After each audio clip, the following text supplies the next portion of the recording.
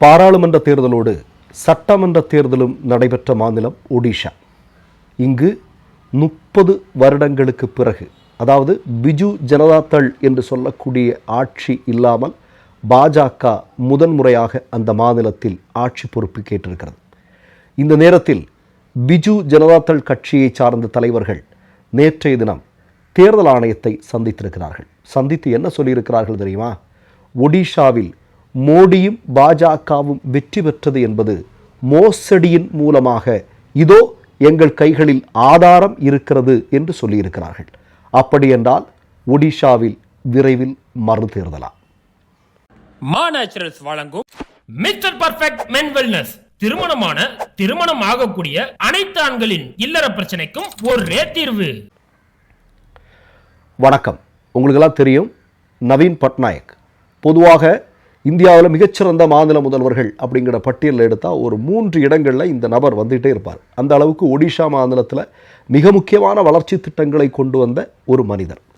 அவருடைய ஆட்சி காலத்தில் ஒடிஷா பல்வேறு துறைகளில் பல சாதனைகளை செய்தது. 30 வருடம் அவர்களுடைய ஆட்சி சென்று கொண்டிருந்தது. இந்த நேரத்தில் முதன்முறையாக நவீன் பட்நாயக் தலைமையிலான ஆட்சியை தோற்கடித்து பாஜக அங்கே ஆட்சி பொறுப்பிற்கு வந்தது. உங்களுக்கு தெரியும், பாராளுமன்ற தேர்தலும் சட்டமன்ற தேர்தலும் ஒரு சேர நடந்த மாநிலம். இப்போ தேர்தல் நடந்து ஏறத்தாழ இவ்வளவு மாதங்கள் ஆகியிருக்கிறது. நேற்றைய தினம் ஒடிஷாவில் பிஜு ஜனதாதள் கட்சியை சார்ந்த தலைவர்கள் தேர்தல் ஆணையத்தை சந்தித்திருக்கிறார்கள். சந்தித்து என்ன சொல்லியிருக்காங்க அப்படின்னா, இப்போ நடந்து முடிந்திருக்கக்கூடிய தேர்தலில் பாஜக வெற்றி பெற்றிருக்கிறது. ஆனால் அந்த வெற்றி என்பது மக்களால் நடந்ததல்ல. மோடியும் பாஜகவும் தேர்தல் ஆணையமும் சேர்ந்து ஒரு மோசடியின் மூலமாக இந்த வெற்றி கிடைத்திருக்கிறது என்கிற சந்தேகம் எங்களுக்கு இருக்கிறது. அதற்கான ஆதாரமாக நாங்கள் உங்கள் முன்னால் முன்வைப்பது என்னவென்றால், 30% வாக்கு அதிகரித்திருக்கிறது திடீரென்று. அதாவது நீங்கள் பார்த்தீங்க அப்படின்னா, தேர்தலில் பதிவான வாக்குகளும் எண்ணப்பட்ட வாக்குகளுக்கும் இடையிலான வித்தியாசம் என்பது 30%க்கும் அதிகமாக இருக்கிறது. இது எப்படி? அதேபோன்று ஒடிஷாவிலும் வாக்குப்பதிவு நடந்த அன்னைக்கு தேர்தல் ஆணையம் வெளியிட்ட வாக்குப்பதிவினுடைய எண்ணிக்கையும் 2 நாட்கள் கழித்து தேர்தல் ஆணையம் வெளியிட்டிருக்கக்கூடிய வாக்குப்பதிவு எண்ணிக்கையிலும் மிகப்பெரிய வித்தியாசம் வந்திருக்கிறது. இது எப்படி என்கிற கேள்வியை கேட்டிருக்கிறார்கள். இதற்கான ஆதாரங்களை தேர்தல் ஆணையத்தை பார்த்து கொடுத்திருக்கிறார்கள்.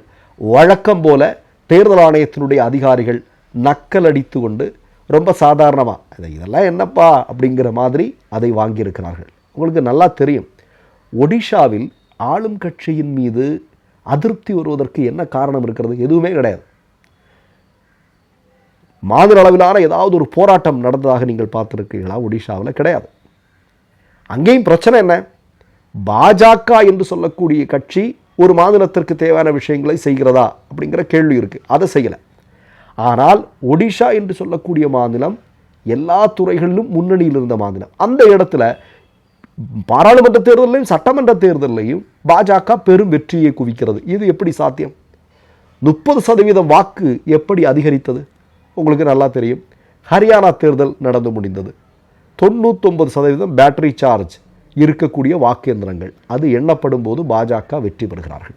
99% பேட்டரி சார்ஜ் எப்படியப்பா இருக்கும் அப்படின்னு கேள்வி கேட்குறாங்க. அதற்கு இன்று வரையிலும் தேர்தல் ஆணையத்திடமிருந்து பதில் இருக்கிறதா? இல்லை. அடுத்ததாக நீங்கள் மகாராஷ்டிரா தேர்தல் குறித்து நிர்மலா சீதாராமனுடைய கணவரே பரக்கால பிரபாகரே கேள்வி கேட்டிருக்கிறார். ஆதாரத்தை முன்வைத்திருக்கிறார். 75 லட்சம் வாக்குகள் எப்படி அதிகரிக்கும்? எப்படி திடீரென்று முட்டையிடும்? எப்படி குட்டி போட்டது? அதுக்கு பதில் சொல்லுங்க அப்படின்னு கேட்டிருக்கார். அதற்கு இன்று வரையிலும் தேர்தல் ஆணையத்திடம் பதில் இல்லை. ஒயர் ஆதாரத்தோடு மிகப்பெரிய கட்டுரையும் பல கேள்விகளையும் தேர்தல் ஆணையத்திற்கு முன்வைத்திருந்தார்கள். அதற்கு தேர்தல் ஆணையத்திடம் இன்று வரையிடம் பதில் இருக்கிறதா? இல்லை. இப்போ இதெல்லாம் ஒருபுறம் நடந்துட்டு இருக்கு. இன்னொரு பக்கம் என்ன? இன்னொரு பக்கம் 1961 93/2A என்று சொல்லக்கூடிய தேர்தல் நடத்தை சட்டங்களில் ஒரு மிகப்பெரிய திருத்தங்களை இன்றைக்கு கொண்டு வந்திருக்கிறார்கள். என்ன? நாம் ஏற்கனவே சொல்லியிருந்த மாதிரி இனிமேல் நீங்கள் சிசிடிவி காட்சிகள், அதே மாதிரி வெப்காஸ்டிங் காட்சிகள், அதாவது எலக்ட்ரானிக் சம்பந்தப்பட்ட தரவுகள் எதுவுமே பொதுமக்கள் கேட்டால் அவர்களுக்கு கொடுக்க வேண்டிய தேவையில்லை. வேட்பாளர்களுக்கு மட்டும் வேணால் கொடுத்துக்கலாம்.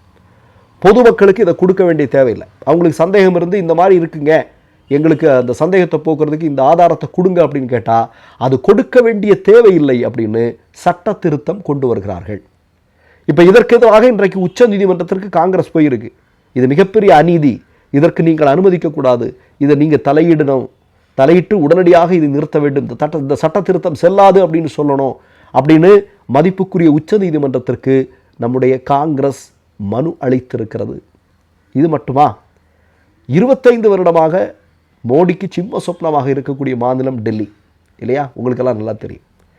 இந்த டெல்லியில் 2014 மோடி அலை இந்தியா முழுவதும் வீசியதாக சொன்னார்கள். மோடி வெற்றி பெற்றார். ஆனால் டெல்லியில் வெற்றி பெற முடியவில்லை. ஆம் ஆத்மி கட்சி ஒரு பெரும் வெற்றியை பெற்றது.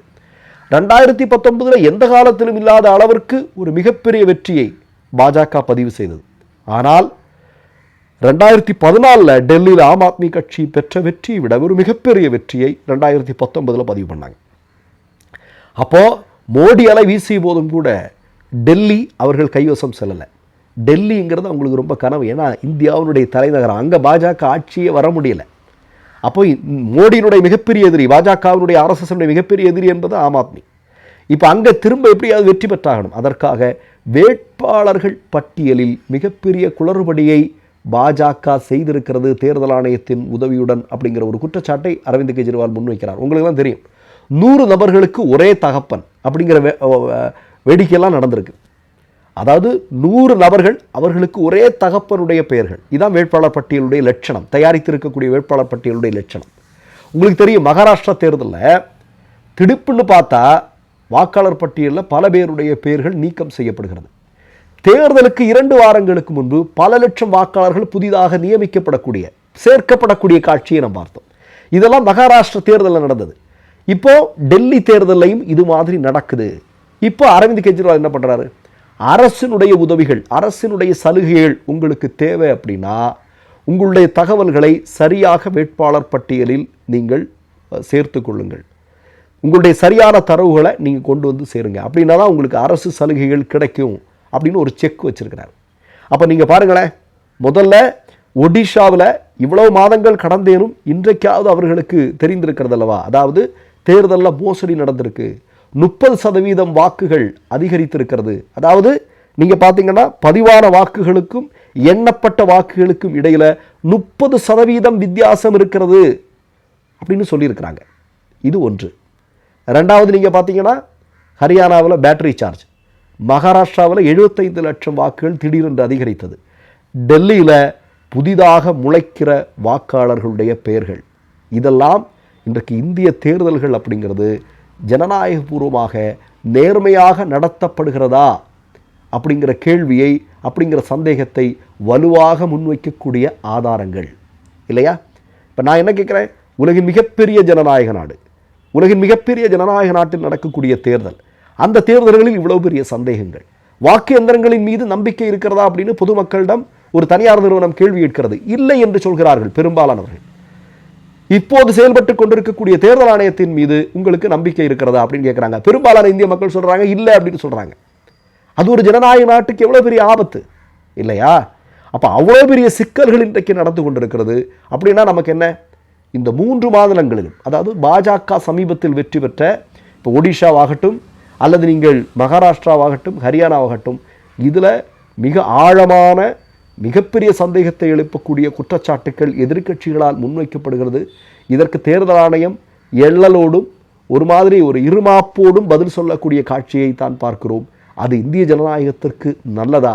இப்போ இவிஎம், நம்முடைய உச்சநீதிமன்றம் சொல்லிருக்கு இவிஎம்ல பிரச்சனை இல்லை, ஆனால் இவிஎம்மிற்கு பின்னால் அதை இயக்கக்கூடியவர்கள் தவறு செய்தால் அதில் பிரச்சனைகள் நடப்பதற்கான வாய்ப்பு இருக்கு அப்படின்னு உச்சநீதிமன்றம் சொல்லியிருக்கிறது. அப்படி என்றால் இவிஎம்மா குற்றவாளி கூண்டில் அல்லது இவிஎம்ஐ செயல்படுத்தி கொண்டிருக்கக்கூடிய தேர்தல் ஆணையமா அல்லது தேர்தல் ஆணையத்தை பின்னால் இருந்து இயக்குவதாக சொல்லப்படக்கூடிய பாஜகவா? இது இன்றைக்கு இந்திய மக்கள் மத்தியில் இருக்கக்கூடிய மிகப்பெரிய சந்தேகம்.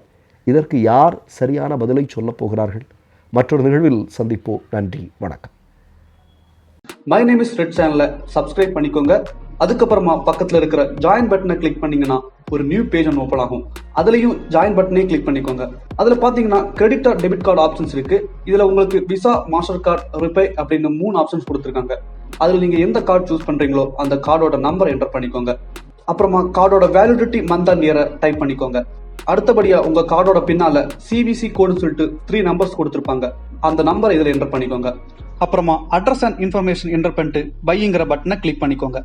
ஒருவேளை உங்க கார்டு நம்பர் இன்வாலிட்னு காமிச்சிச்சுன்னா உங்க கார்டுல இன்டர்நேஷனல் யூசேஜை எனேபிள் பண்ணுங்க.